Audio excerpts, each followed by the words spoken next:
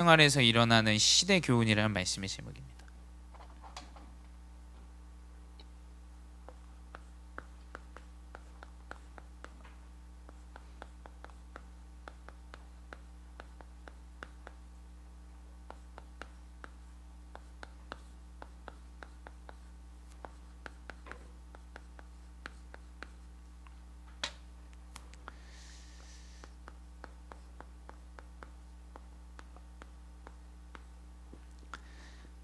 일상생활 속에서 우리 랩런트들이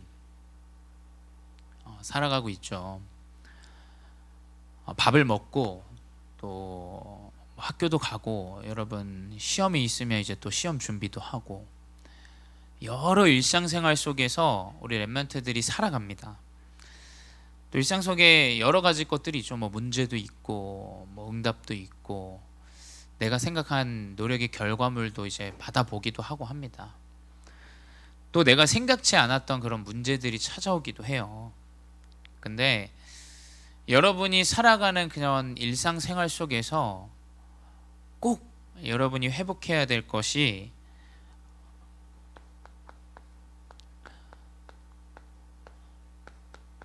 생사화복의 주관자를 여러분이 잊어서는 안 됩니다.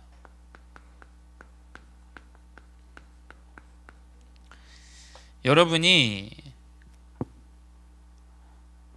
열심히 노력해서 학업의 응답을 받으면 여러분이 노력한 것처럼 보여지지만 분명히 공부할 수 있는 힘을 주시는 분이 계실 거예요. 또 여러분 가정에 큰 문제가 있는 것처럼 보이지만 그 문제 속에서 하나님의 크고 비밀한 놀라운 하나님의 계획이 숨겨져 있다는 걸 우리 랩런트들이 알아야 됩니다.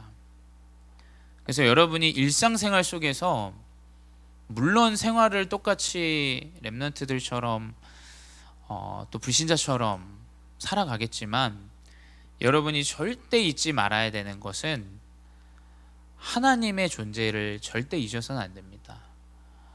우리가 살아가고 삶을 이어가고 하는 것, 또 오늘까지 우리를 인도하신 이 여정을 내 노력으로 여긴다면 인간은 본인이 이해하고 경험하지 못한 문제에 직면했을 때 무너지게 돼요. 그렇죠? 내가 살아오면서 가지고 있던 경험은 그 경험을 토대로 여러분이 교훈을 삼고 살아갑니다. 하지만 여러분이 예상하지 못했던 그런 문제가 찾아올 때 인간은 굉장히 삶이 무너지게 돼요. 그건 왜 그렇게 힘이 드냐, 나는 그게 아무 문제도 아니다 라는 관점은 아무 답이 안 돼요. 그렇죠? 그 사람에게 그 문제에 직면한 문제는 다른 사람에게는 작은 문제일 수 있지만 그 사람에게는 가장 큰 문제가 될 수 있어요. 그렇기 때문에 여러분이 경험하고 이해한 것, 또 노력한 것, 그것 토대로는 위험합니다. 여러분이 모든 여정 속에 하나님의 존재를 가지고 살아가야 승리할 수 있는 랩런트 여정을 살아가게 돼요. 그래서 첫 번째 뭐냐, 생과 사, 내가 살고 죽는 것은 하나님 손에 있다라는 것을 절대 잊어서는 안 돼요. 성경에 기록되어 있죠. 욥기서 2장 6절에 사단이 욥을 굉장히 어렵게 만들기 위해서 하나님께 허락을 받아요.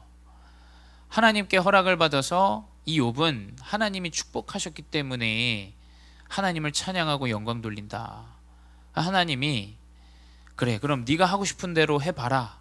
대신 그의 생명은 해하지 말지니라 라고 욥기서 2장 6절에 기록되어 있어요.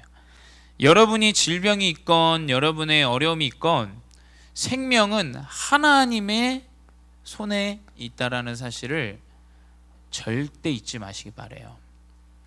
여러분이 잘 관리해도 한순간에 인생의 끝이 나는 건 하나님 손에 달려 있어요. 여러분이 막 나태하게 인생을 허비하고 살아간 것처럼 보이지만 하나님은 그에게 생명을 덧입혀서 사람을 변화시키고 새로운 삶을 살아가게 하시는 게 하나님의 능력이에요. 그 사실을 절대 잊어서는 안 됩니다. 그렇기 때문에 연약한 사람, 부족한 사람 절대 우리가 함부로 이야기할 수 없어요. 왜냐? 모든 생사는 하나님 손에 있기 때문이에요. 하나님 손에. 우리의 손에 있다면 우리가 열심히 가르치고 해야겠지만 하나님의 손에 있다는 사실 절대 잊어서는 안 됩니다. 아마 이것을 가진 렘넌트는 승리하게 됩니다. 나의 목숨, 나의 문제, 나의 어려움 분명히 하나님이 알고 계신다라는 관점의 언약을 여러분이 잊지 마시기 바랍니다. 또 화와 복이 있죠. 나에게 어려움이 임하고 또 복이 임하는 것은 하나님 손에 있어요. 욥기서 2장 10절에 이제 이 욥이 자기 와이프한테 이야기를 하는 겁니다. 이 와이프가 참 어리석어요. 그러니까 어리석다기보단 현실적인 거죠. 문제가 오고 이 사람에게 막 온몸에 종기가 나니까 하나님을 저주해라 이야기합니다. 문제를 문제 삼고 그 문제를 정확하게 꼬집어서 얘기하는 여자예요. 여러분, 이걸 주의해야 돼요. 이걸. 하나님은 분명히 그 화와 복의 계획이 있는데 정확한 것 그 사실만 보고 이야기합니다. 그래서 욥이 이야기하죠. 욥기서 2장 10절에 그가 이르되 그대의 말이 한 어리석은 여자의 말 같도다. 우리가 하나님께 복을 받은즉 화도 받지 아니하겠느냐 하고 이 모든 일에 욥이 입술로 범죄하지 아니하니라. 우리 렘넌트들 이런 렘넌트가 되어줘야 돼요. 사실을 보고 그 사실 그대로 이야기하는 것은 불신자와 같은 수준이에요. 근데 그 현실 이상의 하나님이 보시는 거, 하나님이 계획하신 거, 하나님이 뜻하신 것을 렘넌트 시기 때부터 볼 수 있어야 돼요. 그게 진정한 렘넌트입니다. 화와 복은 뭐냐? 하나님이 허락하신 거예요. 우리 여자 렘넌트들 이런 지혜로운 와이프가 되시기 바래요. 루터가 굉장히 어려움이 왔어요. 굉장히 어려움이 와서 종교개혁을 위해서 굉장히 어려움이 이 시대에 굉장히 낙심을 했어요. 얼마나 낙심을 했겠습니까? 사람들이 어렵게 하면 낙심이 되겠죠. 이 낙심한 이 루터를 보고 이 와이프가 굉장히 지혜로운 여자예요. 이 사람의 장례식을 열어요. 그래서 친구들을 다 초대합니다. 뭐라고 얘기하냐? 우리 이 루터는 죽었다. 죄송합니다. 칼빈입니다. 칼빈 죽었다라고 얘기해요. 근데 아니 내가 살아있는데 내가 왜 죽었다고 장례식을 열었냐라고 이야기합니다. 근데 이 지혜로운 여자가 이 와이프가 얘기하죠. 내가 결혼한 사람은 하나님을 믿고 의지하는 사람이다. 근데 하나님이 없다고 여기고 하나님 없는 것처럼 행동하는 그런 사람은 내가 결혼한 적이 없다. 그 사람은 죽었다라고 이야기해요. 여러분, 이런 지혜로운 사람이 되어줘야 돼요. 어떻게 해서 뭘 해서가 아닙니다. 깨닫게 하고 알아듣게 만드는 사람이 되어줘야 돼요. 그게 중요한, 그게 지혜로운 사람이에요. 여러분 뭐냐? 여러분에게 임한 화, 나에게 임한 복, 하나님이 허락하셨기 때문에 가능한 거예요. 이게 되어진다. 절대 자만할 수 없어요. 하나님이 계시지 않는다면 우리가 자만해야겠지만 하나님이 계신다면 절대 우리가 겸손하지 않을 수 없겠죠. 이것을 여러분이 렘넌트 시기 때 작은 믿음만 가지고 있어도 돼요. 큰 게 중요한 게 아닙니다. 내 중심에, 내 마음에, 그래, 내 여정과 내가 살고 죽고 나에게 임한 어려움과 축복은 하나님의 손에 달려있다라는 그 아주 작은 믿음만 있으면 돼요. 오늘 읽은 본문에 나오죠.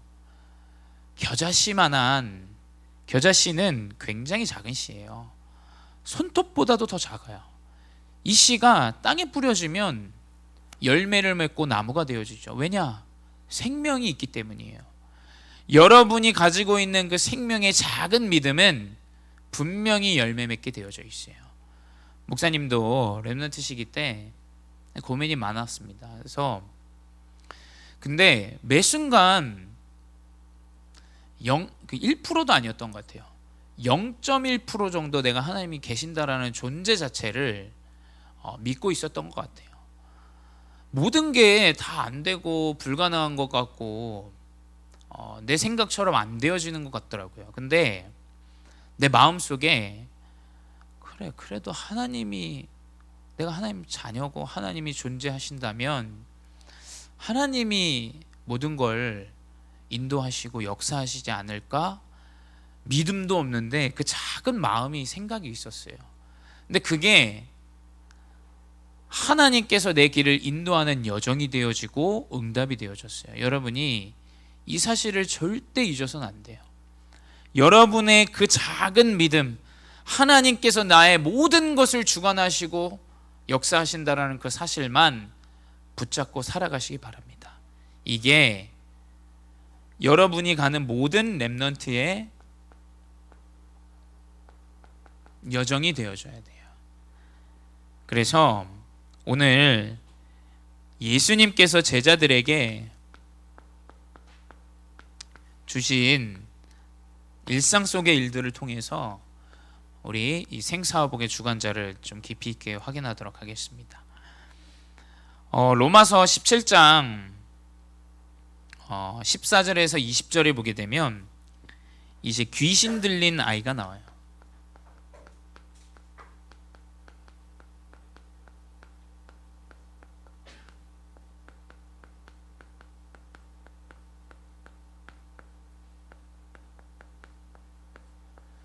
예수님께서 귀신 들린 아이, 이 성경에는 간질한다라고 되어 있어요. 간질하는 아이를 아버지가 예수님께 데리고 와요. 이건 뭐냐? 지금 이 시대에 세상 사람들이 당하고 있는 고난들을 나타낸 거예요.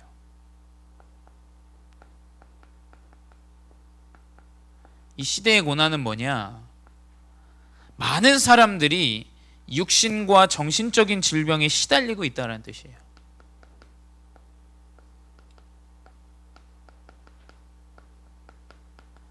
지금 현장에는 많은 사람들이 개인의 이 영적인 문제, 또 질병에 시달리고 있어요. 질병에 시달리면 어떻게 되냐? 이 경제도 없습니다. 왜냐하면 이 병원비가 굉장히 사실 많이 들어가죠. 그래서 이게 다른 데서 돈이 빠져나가는 게 아니라 병원을 왕래하는 그 가운데서 돈이 다 빠져나갑니다. 그러니까 뭐냐, 그 질병이 있는 집, 여유가 있는 집들은 상관이 없지만 대부분 이 질병이 있는 가정과 가문은 이제 굉장한 이 가난에도 시달리게 되죠. 그게 뭐냐, 이 시대의 고난은 뭐냐, 영육 간의 이런 질병 가운데 사람들이 살아가고 있다는 사실이에요. 근데 이 귀신 들린 아이를 제자에게 먼저 데려갔는데 제자가 고치지 못해요.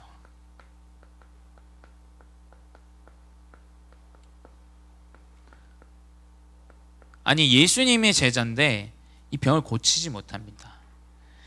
근데 예수님께서 아이를 데리고 오신 이 아저씨, 이 어른에게 이야기 말씀을 주시죠.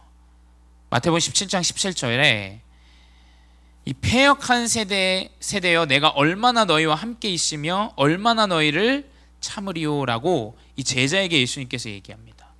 얼마나 내가 함께하고 얼마나 내가 너희를 참겠냐.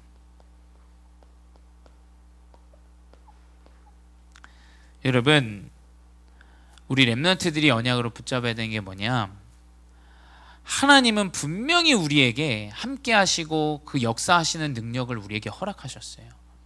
예수님이 얼마나 답답하면 제자에게 야, 네 이 병을 고칠 수 있는 능력을 다 줬음에도 불구하고 내가 얼마나 너와 더 함께 해야 되고 얼마나 더 참아야 되겠냐. 여러분이 명심하셔야 돼요. 하나님은 여러분 인생의 여정 가운데 분명히 지금의 여정까지 인도하시고 역사하셨어요. 그걸 볼 수 있는 렘넌트가 되어야 돼요. 하나님이 나와 함께 하셨고 나와 함께 하시고 함께 하실 것이라는 이 언약이 이 렘넌트 시기 때 정확하게 붙잡혀줘야 돼요. 진짜 답 없는 사람 누구냐? 과거의 모습을 전혀 생각하지 못한 사람이에요. 내가 과거에 받았던 은혜를 저버리는 사람은 사실은 이건 답 없습니다. 그렇죠? 이거 진짜 큰일 나요. 큰일 나. 이 교회에서 또 여러분의 교사가 여러분을 돕고 섬기고 함께했던 그런 은혜가 없는 사람은 진짜 답이 없어요. 왜냐? 이 함께함의 이 존재 자체, 이 이유 자체를 잘 몰라요. 그러니 뭐냐? 눈에 보이지 않는 하나님과 함께 하시는 이 역사를 알겠습니까? 사실은 목사님도 유학을 마무리하고 다시 들어와야 될 때 그 선교사님이 저를 걷어주셨어요. 근데 저는 참 여러 가지 힘든 부분들이 많았어요. 눈치도 보이고. 근데 지금 제가 교역자가 되고 나서 보니까 이제 무슨 생각으로 나를 돕고 나를 이렇게 도와주셨는지를 좀 생각해 보게 되더라고요. 우리 교사분들 또 우리 렘넌트들이 명심하셔야 돼요. 하나님의 은혜를 전달하는 함께의 언약이 되어줘야 돼요. 하나님의 은혜. 왜 우리가 돕습니까? 왜 우리가 함께 합니까? 왜 우리가 작은 부분 함께 나누고 함께 원내스를 이룹니까? 다른 게 아니에요. 하나님이 함께 하시는 이 은혜를 전달하기 위해서죠. 이것을 제자들은 완전히 놓치고 살아갔던 거예요. 세 번째 뭐냐? 그래서 예수님께서 20절에 이 겨자씨 비유를 하시죠. 이 겨자씨만한 믿음은 산을 들어 옮긴다라고 하셨어요. 여러분이 하나님이 나와 함께 하시는 이 작은 믿음 가운데 하나님은 여러분의 여정을 산을 옮길 정도로의 하나님의 역사와 응답을 여러분에게 허락하실 줄 믿습니다. 지금의 모습과 현실에 자꾸 낙심하지 마세요.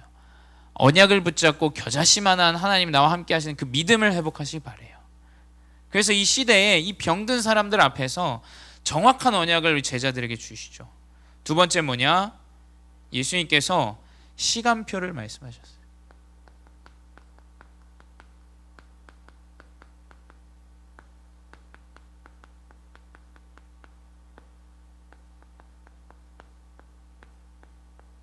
어떤 시간표를 말씀하셨냐? 17장 22절에 사람들의 손에 내가 넘겨지리라. 23절에 장차 3일 만에 내가 부활하리라 라고 얘기하셨죠. 십자가 사건과 이 부활 사건,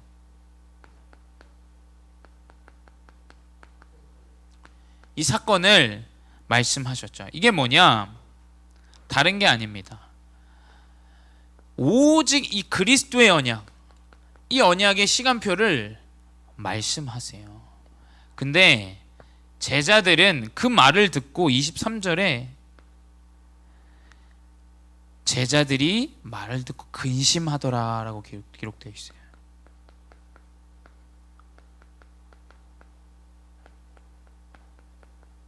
이게 무슨 말이냐? 정확한 그리스도의 언약을 알지 못하고 보지 못하면 완전히 눈에 보여지는 것에만 집중하게 돼요. 틀린 거 틀리고 맞는 거 맞고. 제자들이 할 수 있는 생각이 뭡니까? 예수님이 죽으면 이제 우리와 함께 할 수 없다라고 여겨지는 거예요. 근데 그리스도는 뭐냐? 성육신으로 부활하시고 사단의 모든 권세를 깨시고 나와 함께 하시고 저들과 함께 하시고 모든 우주와 함께 하시는 그리스도의 언약을 시간표를 말씀하시는데 온통 자기의 생각과 육신으로 걱정 근심하는 겁니다. 그래서 뭐냐? 그리스도 언약 안에 있는 자는 걱정과 염려가 사라져요. 걱정과 염려를 할 수가 없어요. 왜냐하면 그리스도 언약 안에 있는 자는 모든 것이 회복되어지는 이 언약 안에서 근심의 사단이 떠나가게 돼요. 이 그리스도의 언약을 잘 못 붙잡으면 온통 근심거립니다. 교회를 다녀도 근심거리고 교회를 안 나와도 근심이고 저 사람 하는 말 때문에 근심이고 내가 말한 것 때문에 근심이고 그리스도가 되어지지 않으면 온통 근심거리예요. 우리 렘넌트들이 지금 언약으로 붙잡으세요. 십자가의 사건과 부활, 오직 이 그리스도의 언약만이 우리 렘넌트들의 여정의 주인이신 줄 믿습니다. 세 번째 뭐냐? 이제 예수님께서 후반절에 17장 후반절에 이제 세금에 대해서 이야기하세요.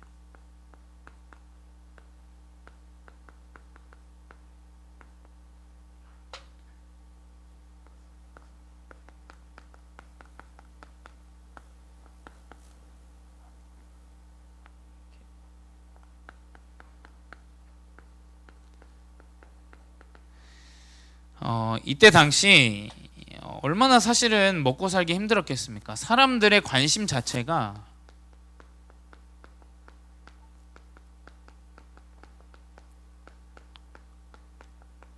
이 돈이었죠. 돈. 뭐 지금도 마찬가지입니다. 먹고 살고 이 돈, 여기에서 벗어나야 돼요. 제발 우리 렘넌트들이 제발 여기에서 벗어나야 돼요. 여기에서 벗어나서 하나님이 주시는 참된 경제의 응답을 받아봐야 돼요.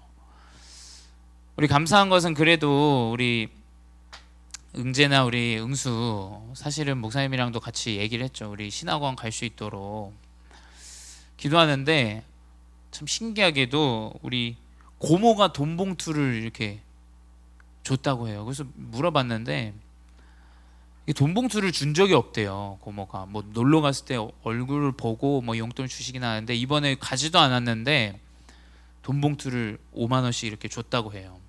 그리고 또 추석 때 여러분 돈 받지 않았습니까? 원래 중학생은 2만 원이었대요, 목사님이. 근데 응제는 3만 원을 받은 거예요. 그러니까 이게 여러분 명심하셔야 돼요. 모든 사람들은 다 이 돈에 노예되어져 있어요. 여러분 렘넌트 시기 때 어떤 응답을 받아봐야 되냐? 목사님은 렘넌트 시기 때 내가 돈이 없으면 렘넌트 대회를 한번 안 가봐야겠다. 왜냐면 나는 안 가도 돈을 목사님이 주시기 때문에 가거든요, 저는. 근데 한번 도전해봐야겠다 생각이 들었어요. 그래서 그냥 숙소도 없고 부산에서 할 때 그 마음 맞는 그 친구와 같이 등록도 안 하고 하나님이 어떻게 인도하시나 한번 해보자. 좀 이 정도는 돼야 돼요. 이 정도 여러분. 내가 뭐 부모님이 지원해주면 가고 아니면 안 가고, 여러분 자꾸 이 돈에 대해서, 그러니까 어떻게 되냐, 교회 훈련한다고 뭔 돈이 이렇게 비싸냐. 은혜는 다 져버려. 하나님 그리스도 언약의 은혜는 다 져버리고 온통 여기에 완전 사람들이 관심이 쏠려 있다니까요. 그러니까 뭐냐, 그 상태와 그 삶을 벗어나지를 못해요. 그 응답 받을 수가 없어요.